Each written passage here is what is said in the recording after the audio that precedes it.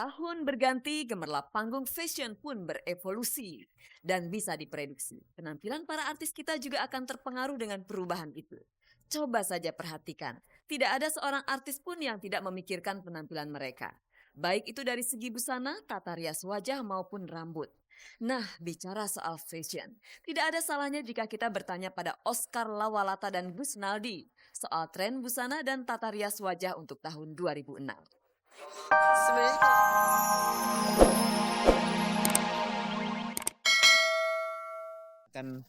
akan ada beban untuk berkarya yang jauh lebih tinggi pada album berikutnya. Peter Pan ini kelemahannya dalam tanda petik lagunya dari album-albumnya itu terkonsentrasi pada satu orang, lebih dari 90% adalah karya Ariel.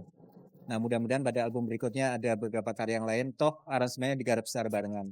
Orang memang harus berkarya dengan originalitas, dengan karakter sendiri, sehingga dia bisa mencuri pasar. Kalau tidak punya karakter, itulah yang paling repot. Kalau dia ngikut-ngikut kemana-mana, maka dia tidak akan bisa besar.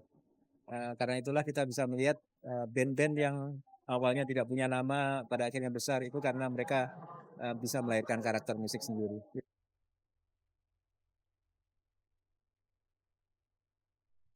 Pemirsa, industri perfilman di Indonesia terus membaik. Indikatornya, film-film nasional semakin banyak diproduksi. Sinias-sinias muda berbakat semakin bermunculan dan aktor serta aktris bertalenta juga bermunculan. Apakah berarti film Indonesia sudah jadi tuan di negeri sendiri? Tentu masih butuh kerja keras untuk sampai di sana.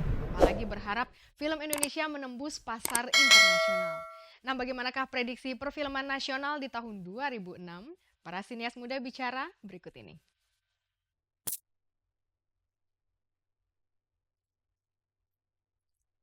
Dari tahun ke tahun, perfilman Indonesia menampakkan kondisi yang terus membaik. Sineas-sineas muda mulai berani unjuk diri, aktor dan aktris berbakat bermunculan. Dan semakin banyak produser yang berani mempertaruhkan uangnya buat film Indonesia. Jangan dulu bicara tentang kualitas, karena perfilman Indonesia ibarat baru saja bangun dari tidur panjangnya. Tak heran film-film yang hadir di tahun 2005 lebih didominasi oleh tema-tema percintaan remaja, komedi, dan horor. Tema-tema yang bagi banyak orang dianggap paling gampang meraih penonton.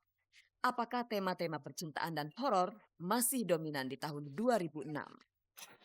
film Indonesia sih mudah-mudahan tahun depan bisa lebih bervariasi. Mudah-mudahan.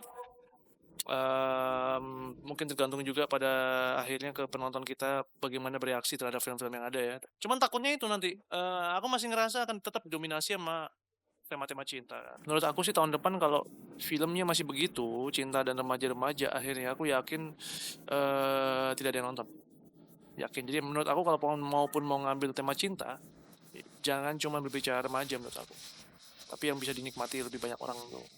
Film horor mendapat sorotan secara khusus dari Rudi Sudjarwo. Sutradara muda ini tak anti film horor. Hanya saja Rudi melihat ada kelemahan mendasar yang menghinggapi film-film seram ini. Jualan film horor itu paling gampang karena kita jual itu ketegangan. Kayak kita naik roller coaster gitu. Dan itu paling gampang dijual. Dan menurut aku sia-sia aja gitu.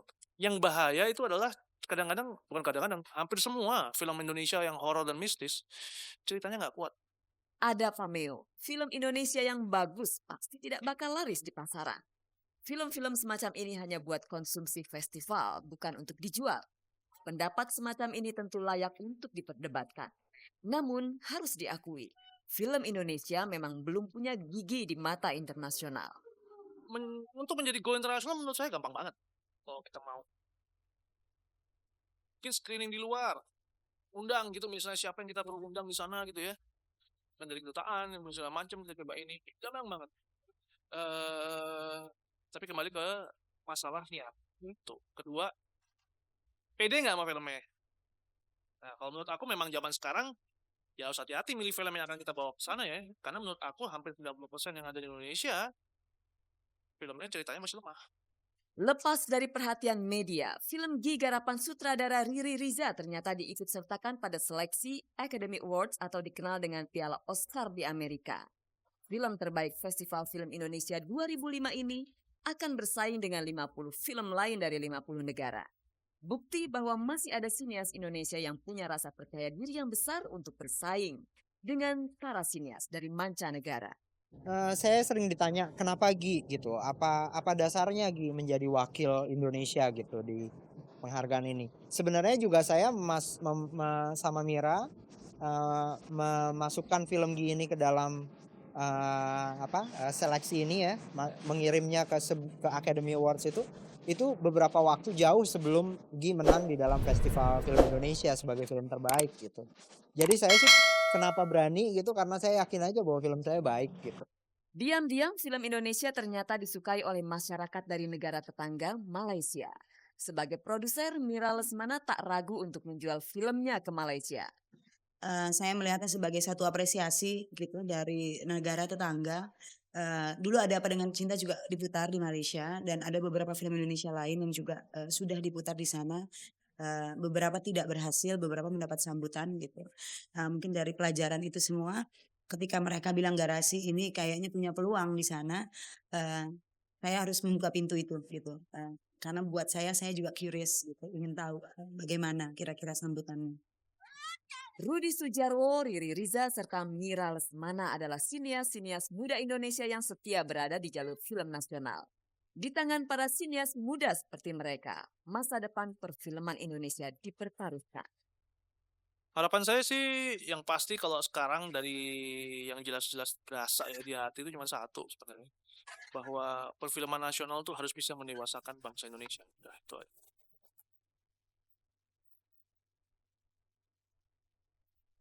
Jangan hanya menjadi jago kandang, tapi beranilah berkokok di kandang orang. Pemirsa, setiap pergantian tahun selalu menghadirkan tren makeup dan fashion yang terus berubah. Di tahun 2005, tren makeup didominasi oleh warna lembut dan romantis, begitu pula dengan fashion. Nah, di tahun 2006, orang diprediksi lebih berani menggunakan warna-warna yang berani untuk makeup dan fashion. Seperti apakah prediksi tren makeup dan fashion di tahun 2006? Gus Naldi dan Oscar Lawalata akan bicara berikut ini. Tahun berganti, gemerlap panggung fashion pun berevolusi. Dan bisa diprediksi, penampilan para artis kita juga akan terpengaruh dengan perubahan itu. Coba saja perhatikan, tidak ada seorang artis pun yang tidak memikirkan penampilan mereka. Baik itu dari segi busana, tata rias wajah maupun rambut. Nah, bicara soal fashion, tidak ada salahnya jika kita bertanya pada Oscar Lawalata dan Gus Naldi soal tren busana dan tata rias wajah untuk tahun 2006. Sebenarnya kalau tahun depan susah ditebak trennya karena itu tadi aku bilang bahwa setiap masyarakat dikasih kebebasan untuk menciptakan tren sendiri gitu. Jadi ini tidak, kalau kita lihat era 70-an, 60 kan itu trennya seragam gitu kan. Tapi kalau kita balik ke 2005, 2004 kan tidak ada satu keseragaman gitu.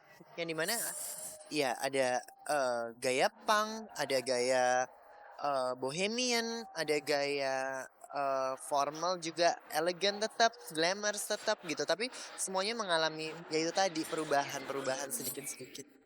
Tren makeup tahun depan itu prediksi saya ya. Jadi ini bagaimana wanita itu harus tampil lebih hangat, lebih semangat ya, jadi warna-warna hangat itu mewakili itu semua. Jadi seperti warna orange, warna coklat, warna emas itu mulai berdatangan di tahun 2006. Artis dan fashion, bagai dua sisi mata uang yang tak terpisahkan. Bermodalkan kepiawaian mereka memadu padankan busana dengan riasan wajah dan rambut, sang artis akan terlihat menawan di hadapan para penggemarnya. Nah, Gus Naldi punya sedikit opini tentang artis-artis yang selalu dan akan menjadi trendsetter. Icon berpengaruh di Indonesia itu tidak bisa dipungkiri Krisdayanti mewakili itu ya, mewakili bahwa dia itu bisa merubah penampilannya dia. Itu adalah satu keunggulan dari Krisdayanti. Terus Titi DJ udah pasti. Agnes sama si Dewi Sandra itu sangat berpengaruh sekali untuk kalangan muda. Para profesional di bidang fashion cenderung membidik kaum hawa sebagai inspirasi seni mereka. Namun bukan berarti pernak-pernik bagi para lelaki luput dari perhatian. Bicara soal inspirasi busana seperti apa yang akan dirancang Oscar untuk tahun 2006.